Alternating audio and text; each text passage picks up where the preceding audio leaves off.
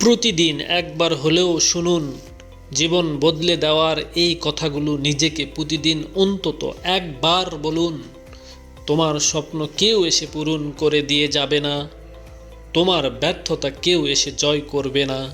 তোমার জন্য কেউ হাত ধরে তোমাকে গন্তব্যে পৌঁছে দিবে না। তোমাকে নিজেকেই লড়তে হবে, নিজের পথ খুঁজতে হবে, নিজেকেই জিততে হবে। একটা কথা মনে রাখো, জীবনে যা কিছু চাও তা অর্জন করার জন্য দুটি জিনিস প্রয়োজন: সাহস, ভয়কে জয় করার সাহস; ধৈর্য, শেষ পর্যন্ত লেগে থাকার ধৈর্য। তুমি যদি আজ হাল ছেড়ে দাও, তাহলে আগামীকাল তুমি আফসোস করবে।